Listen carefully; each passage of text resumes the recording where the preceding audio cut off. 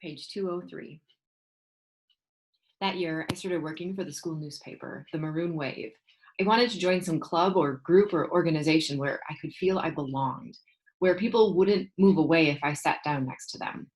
I was a good runner and I thought of going out for the track team, but you had to pay for your uniform, and mom said we couldn't afford it.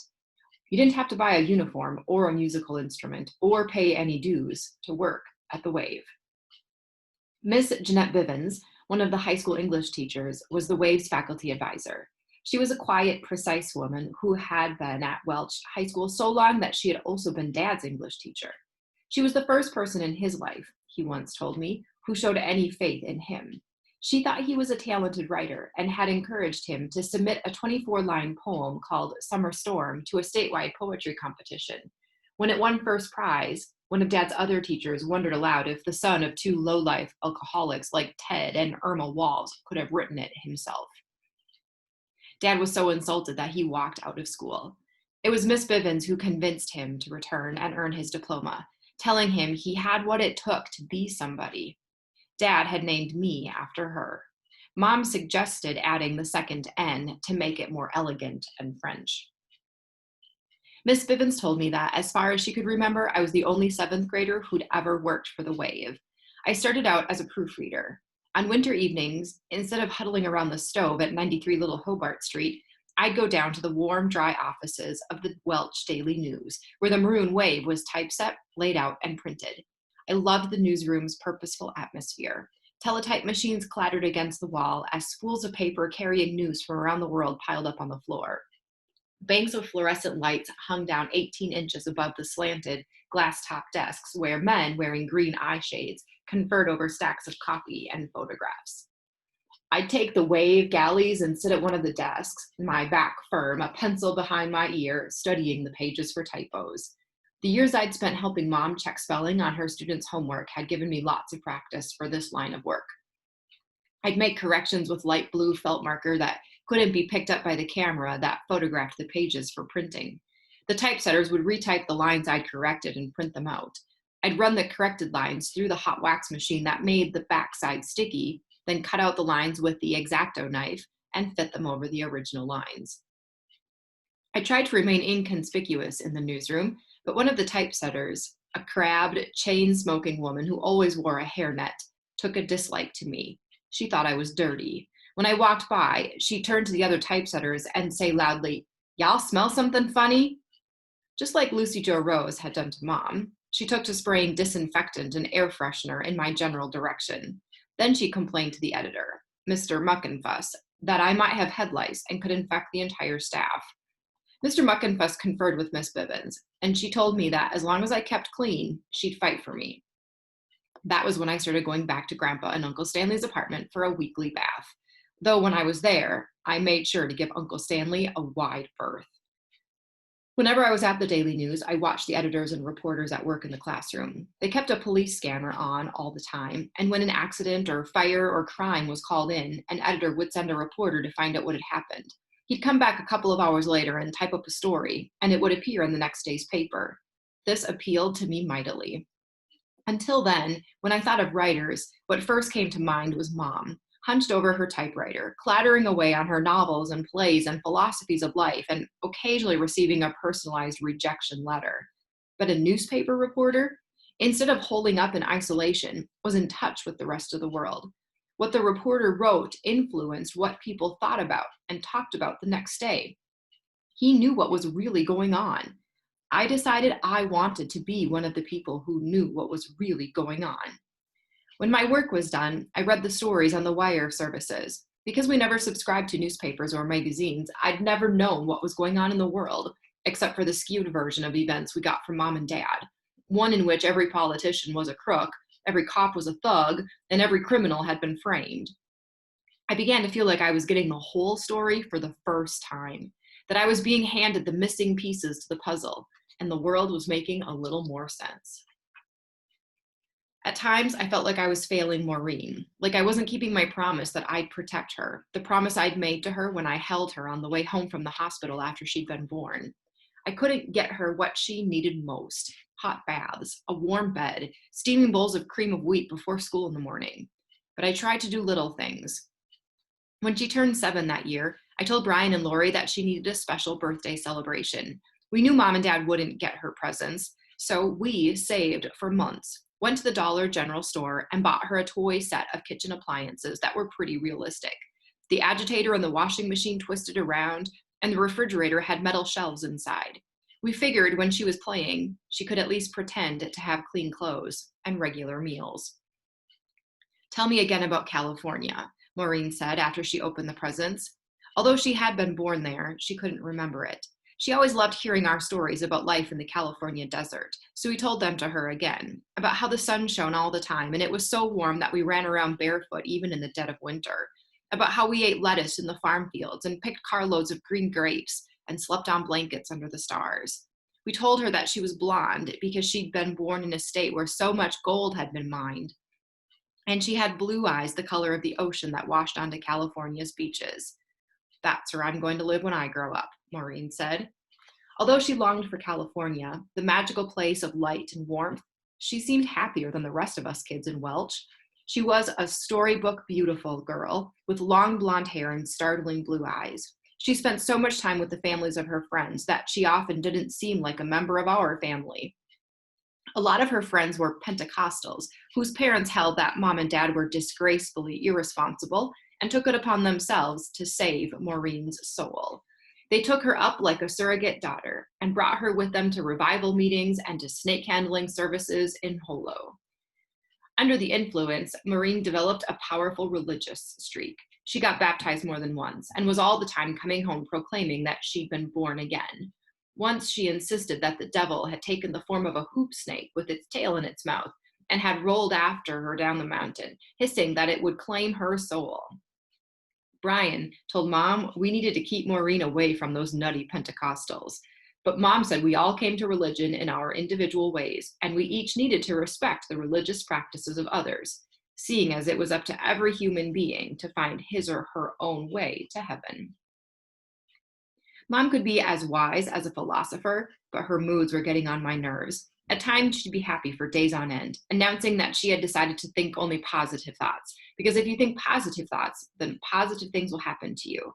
But the positive thoughts would give way to negative thoughts, and the negative thoughts seemed to swoop into her mind the way a big flock of black crows takes over the landscape, sitting thick in the trees and on the fence rails and lawns, staring at you in ominous silence. When that happened, Mom would refuse to get out of bed, even when Lucy Joe showed up to drive her to school, honking impatiently. One morning, toward the end of the school year, Mom had a complete meltdown. She was supposed to write up evaluations of her students' progress, but she'd spent every free minute painting, and now the deadline was on her, and the evaluations were unwritten. The remedial reading program was going to lose its funding, and the principal would be either furious or just plain disgusted. Mom couldn't bear to face the woman. Lucy Joe, who'd been waiting for Mom in the dirt, drove off without her, and Mom lay wrapped in blankets on the sofa bed, sobbing about how much she hated her life. Dad wasn't there, and neither was Maureen. Brian, typically, started doing an impersonation of Mom crying on and sobbing, but no one was laughing. So he picked up his books and walked out of the house. Lori sat next to Mom on the bed, trying to console her. I just stood in the doorway with my arms crossed, staring at her. It was hard for me to believe that this woman, with her head under the blankets, feeling sorry for herself and boo-hooing like a 5-year-old, was my mother. Mom was 38, not young, but not old either. In 25 years, I told myself, I'd be as old as she was now. I had no idea what my life would be like then, but as I gathered up my school books and walked out the door, I swore to myself that it would never be like Mom's, that I would not be crying my eyes out in an unheated shack in some godforsaken holler. I walked down Little Hobart Street. It had rained the night before, and the only sound was the gurgle of the runoff pouring down through the eroded gullies on the hillside. Thin streams of muddy water flowed across the road, seeping into my shoes and soaking my socks. The sole of my right shoe had come loose and flapped with each step. Lori caught up with me, and we walked for a while in silence. "Poor Mom," Lori finally said. "She's got it tough." "No tougher than the rest of us," I said. "Yes, she does," Lori said. "She's the one who's married to Dad." "That was her choice," I said. "She needs to be firmer. Lay down the law for Dad instead of getting hysterical all the time. What Dad needs is a strong woman." "A caryatid wouldn't be strong enough for Dad." What's that? Pillars shaped like women, Lori said. The ones holding up those Greek temples with their heads. I was looking at a picture of some the other day, thinking, those women have the second toughest job in the world. I disagreed with Lori. I thought a strong woman would be able to manage Dad. What he needed was someone who was focused and determined, someone who would set ultimatums and stick to them. I figured I was strong enough to keep Dad in line. When Mom told me I was so focused it was scary, I know she didn't mean it as a compliment, but I took it that way.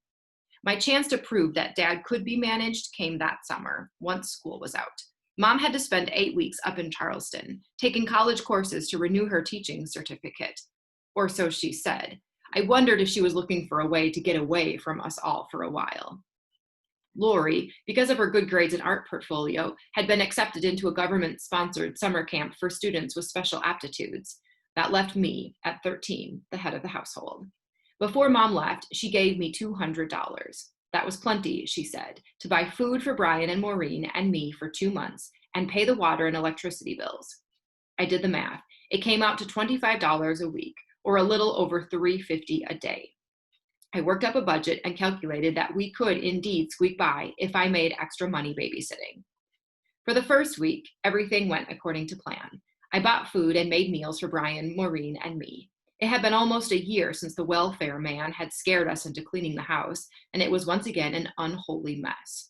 Mom would have had a fit if I had thrown anything out, but I spent hours straightening up and trying to organize the huge stacks of junk.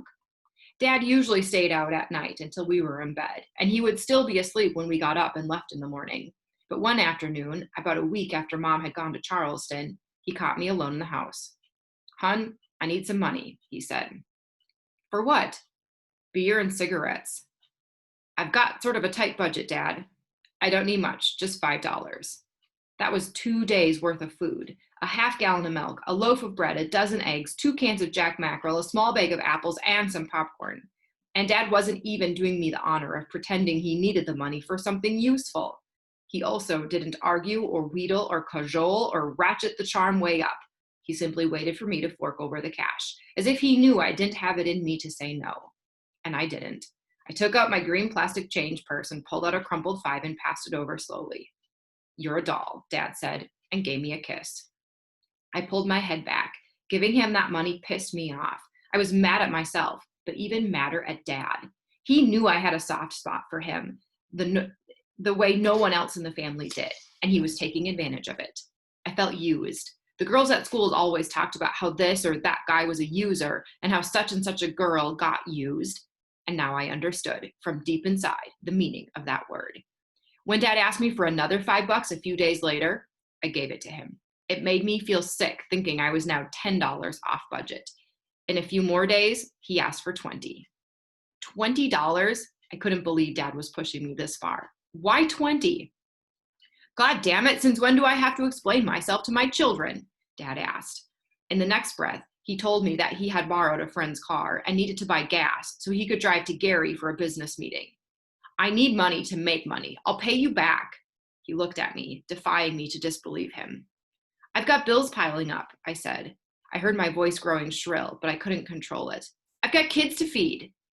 Don't you worry about food and bills, Dad said. That's for me to worry about, okay? I put my hand in my pocket. I didn't know if I was reaching for my money or trying to protect it. Have I ever let you down? Dad asked. I'd heard that question at least 200 times, and I'd always answered it the way I knew he wanted me to, because I thought it was my faith in Dad that had kept him going all those years.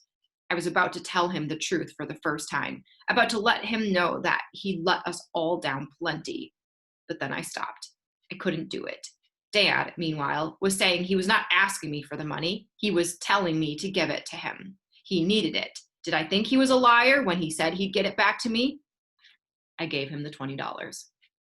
That Saturday, Dad told me that to pay me back, he had to earn the money first. He wanted me to accompany him on a business trip. He said I needed to wear something nice. He went through my dresses hanging from the pipe in the bedroom and picked out one with blue flowers that buttoned up the front. He had borrowed a car, an old pea green Plymouth with a broken passenger side window, and we drove through the mountains to a nearby town, stopping at a roadside bar. The place was dark and as hazy as a battlefield from the cigarette smoke.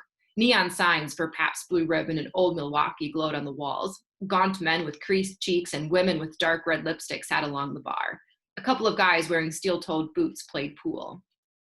Dad and I took seats at the bar. Dad ordered buds for himself and me, even though I told him I wanted a Sprite. After a while, he got up to play pool, and no sooner had he left his stool than a man came over and sat on it.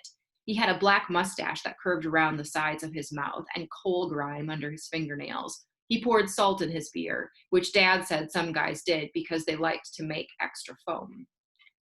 "Name's Robbie," he said. "That your man there?" He gestured toward Dad. "I'm his daughter," I said. He took a lick of foam and started asking me about myself, leaning in close as he talked. "How old are you, girl?" "How old do you think?" I asked. "About 17. I smiled, putting my hand over my teeth. "She's only 13, remember?" "Know how to dance?" he asked. I shook my head. "Sure you do," he said, and pulled me off the stool. I looked over at Dad, who grinned and waved. On the jukebox, Kitty Wells was singing about married men and honky-tonk angels. Robbie held me close, with his hand on the small of my back. We danced to a second song, and when we sat down again on the stools facing the pool table, our backs against the bar, he slid his arm behind me. That arm made me tense, but not entirely unhappy. No one had flirted with me since Billy Deal, unless you counted Kenny Hall. Still, I knew what Robbie was after. I was going to tell him I wasn't that sort of girl. But then I thought he would say I was getting ahead of myself. After all, the only thing he'd done was dance me slow and put his arm around me. I caught Dad's eye. I expected him to come barreling across the room and whack Robbie with a pool cue for getting fresh with his daughter. Instead, he hollered to Robbie, "Do something worthwhile with those damned hands of yours. Get over here and play me a game of pool."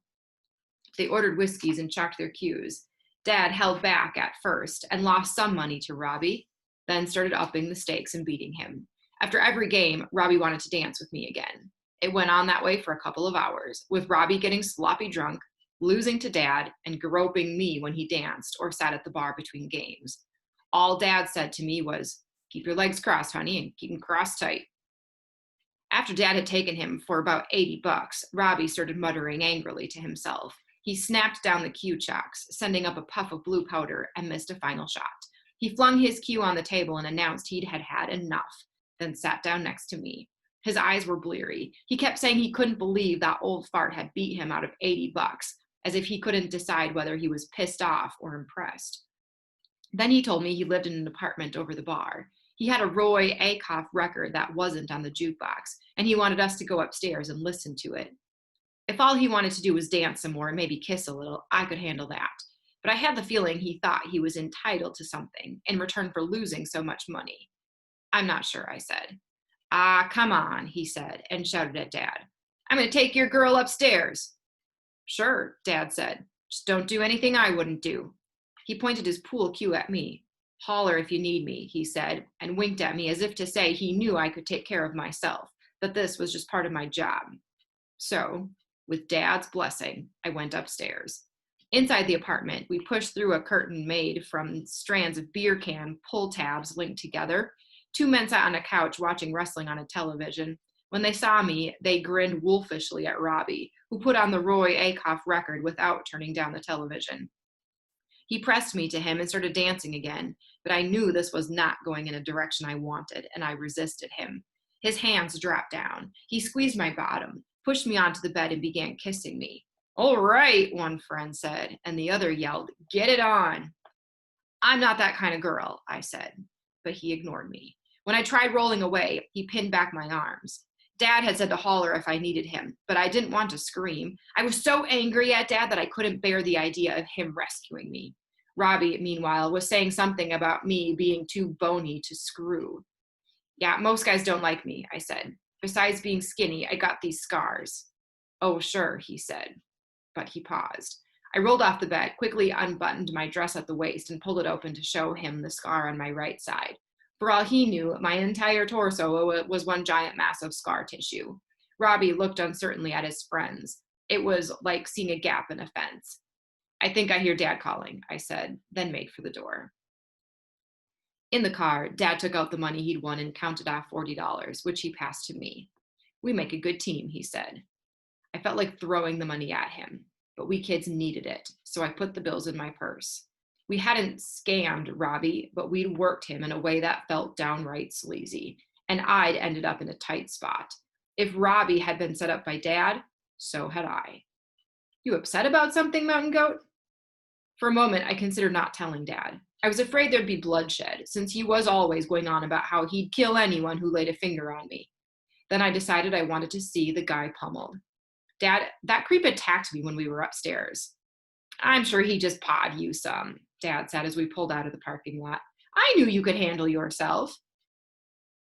The road back to Welch was dark and empty. The wind whistled through the broken window on my side of the Plymouth. Dad lit a cigarette. It was like that time I threw you into the sulfur spring to teach you to swim, he said. You might have been convinced you were going to drown, but I knew you'd do just fine.